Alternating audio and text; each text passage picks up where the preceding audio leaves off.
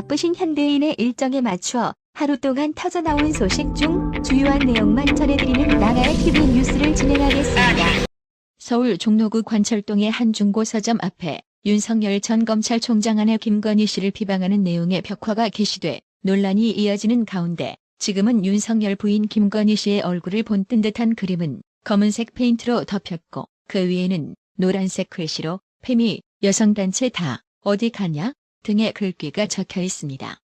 이 밖에도 벽면에는 문재인 정권을 비방하는 글귀도 늘어나고 있는데요.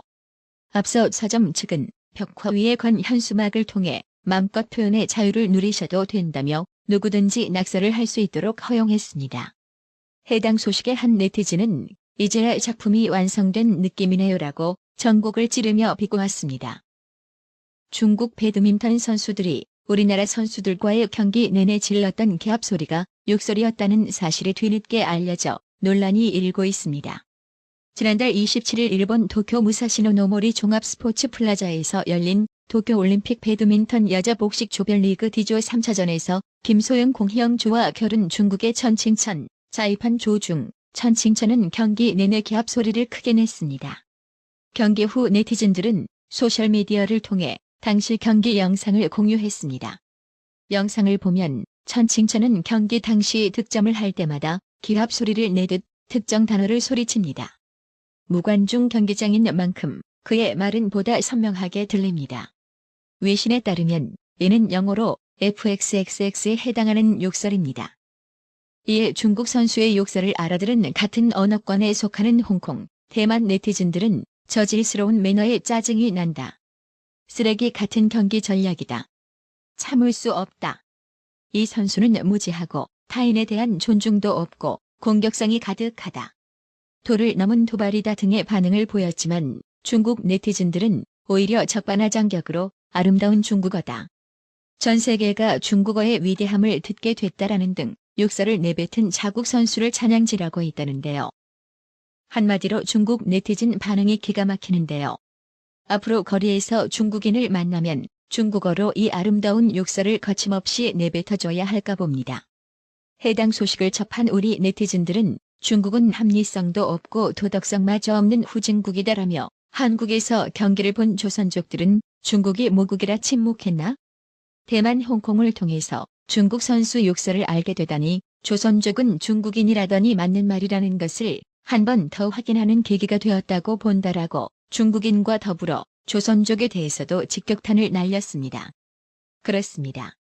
문재인이 중국에 한없이 머리를 조아리니 국민마저 우습게 여기는 이게 바로 친중 4대 끝판왕을 보여주는 문재인 좌파 정권의 중국 4대 외교 실정에 민낯은 거죠.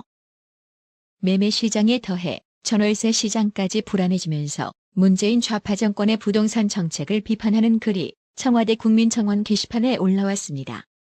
1일 청원 게시판을 보면 부동산 정책 담당자의 징계와 처벌을 청원합니다라는 제목의 글이 올라와 있습니다.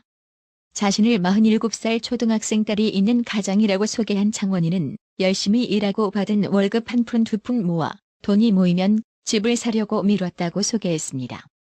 그는 돌이켜보면 무리하게 대출을 받아서 아파트를 살 수 있었던 시점도 있었지만 부동산 정책 자신 있다. 지금 사면 후회할 것이다 등의 자신만만한 정부의 이야기를 믿었다며 결혼하고 거의 20년 동안 큰 싸움 없던 저희 부부는 요새 거의 매일 싸움이라고 하소연했는데요.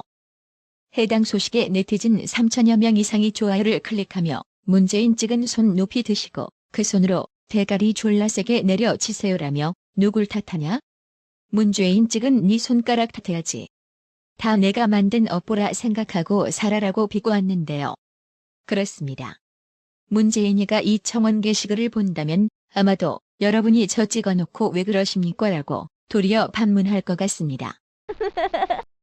한편 문재인이는 이런 국민 분노를 아는지 모르는지 당초 이번 주로 예정된 여름 휴가를 취소한다고 청와대 박수현 국민소통수석 입을 통해 아주 자랑하듯 밝혔는데요. 하지만 네티즌 반응은 싸늘합니다. 네티즌들은 에어컨 빵빵하게 틀고 청와대에 있으면 그보다 좋은 휴가가 어딨다고 휴가 타령하고 자빠져네. 그동안 다닌 해외여행이 모자르냐? 애시당초 대통령이 휴가를 간에 만에 가지고 홍보하고 선전하는 것 자체가 웃기고 역겨운 거다. 제발 휴가 좀 가라. 회의니 발표니 이런 거 하지 말고 나라를 위해 그냥 임기 끝날 때까지 쭉 휴가나 가라며 비꼬고 조롱하고 격분했습니다. 그렇습니다. 국민소통이라는 직함을 달고 있는 박수현 씨. 차라리 국민연장수석이라는 이름으로 바꿔보는 건 어떨까요? 북조선 김여정이가 1일 오후 담화를 통해 우리 정부와 군대는 남조선 측이 8월에 또다시 적대적인 전쟁 연습을 벌여놓는가 아니면 큰 용단을 내리겠는가에 대해 예의주시해 볼 것이라며 연합훈련 취소를 공개적으로 요구한 것과 관련 최재형 전 감사원장은 2일 마치 대한민국 군 통수권자에게 지시를 내리는 듯하다고 비판했습니다. 최재형 전 원장은 이날 SNS에서 김여정이 한미연합훈련 중단을 요구하는 협박성 담화를 발표했다며 이같이 말했습니다. 그러면서 군 통신선 연결과 대화 재개를 미끼로 한미연합훈련을 중단시키겠다는 저희가 깔려있다며 우리 내부를 이간질하고 한미 갈등을 부추기려는 북한의 저희에 말려들어선 안 된다고 지적했습니다. 그는 한미연합훈련은 북핵 위협을 막아내는데 필수적인 훈련임에도 이 정권 들어 각종 구실로 이미 축소 실시된 바 있다며 도대체 언제까지 북한의 눈치나 보며 우리 국민의 안전을 위협할 것인가라고 목소리를 높였습니다. 이어 연합훈련을 대화금단 현상을 해소할 칩 정도로 여겨선 곤란하다며 임기 말 정상회담 개최와 대선용 북풍을 기도한다는 의심을 사선 안 된다고 경고했습니다. 더불어민주당 대권주자인 이재명 경기지사 측이 윤석열 전 검찰총장을 두고 술꾼이라고 비난하자 이준석이가 음주운전이라도 했나라고 맞받아쳤습니다. 이재명 지사의 음주운전 전력을 꼬집은 발언으로 보입니다.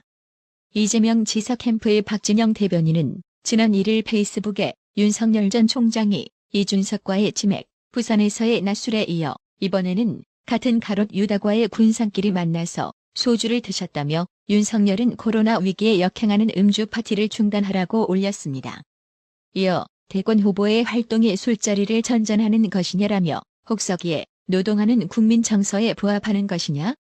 그냥 술꾼으로 살든가라고 비난했습니다. 이준석이는 이와 관련 같은 날 오후 페이스북을 통해 술꾼으로 살라니? 윤석열 후보가 음주운전이라도 했느냐라고 반박했습니다.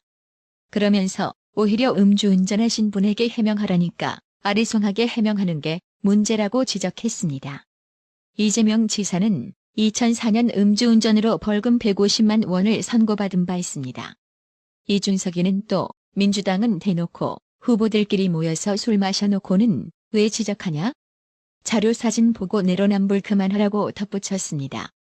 이준석이가 첨부한 사진에는 19대 대선 당시 민주당 경선주자였던 문재인과 이재명 지사, 안희정 전 충남지사 등이 맥주잔을 기울인 모습이 담겨 있습니다. 2017년 문재인이 기업인들과의 1차 회동에서 호프 미팅을 가진 모습도 있습니다.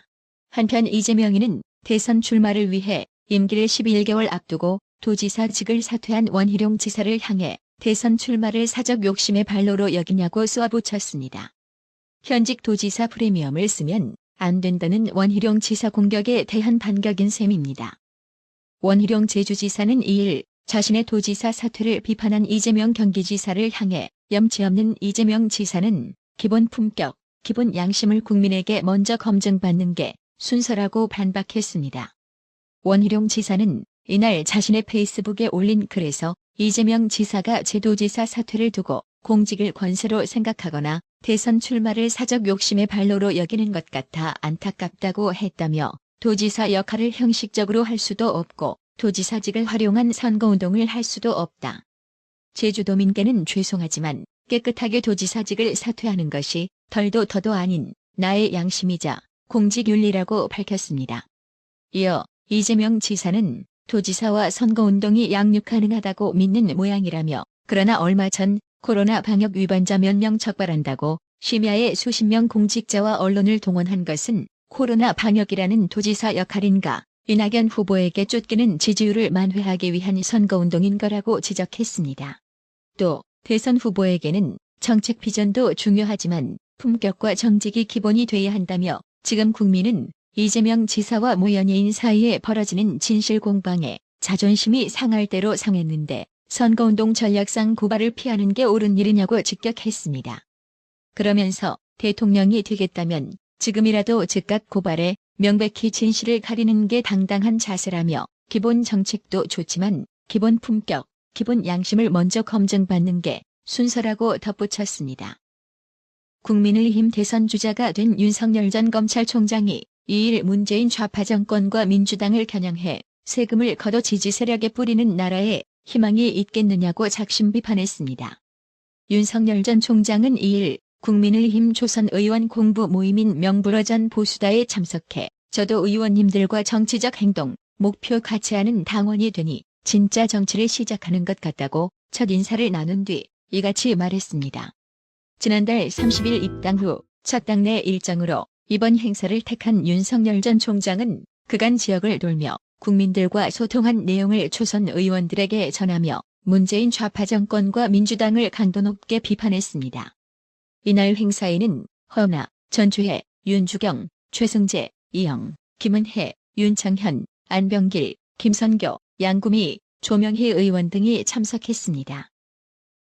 윤석열 전 총장은 부동산 문제에 대해 수요, 공급 시장에서 가격이 많이 오르면 공급을 풀어주는 정책 기조를 잡으면 되는 것이다. 가격이 잡히고 매매가가 잡히면 전세가와 임대가도 조정되는 것인데 도대체 무슨 생각으로 주택 소유자가 되지 못하게 저지하고 전부 임차인과 전세 입주자가 되게끔 강제하려는 것이냐고 했습니다. 그러면서 결론은 뻔하다.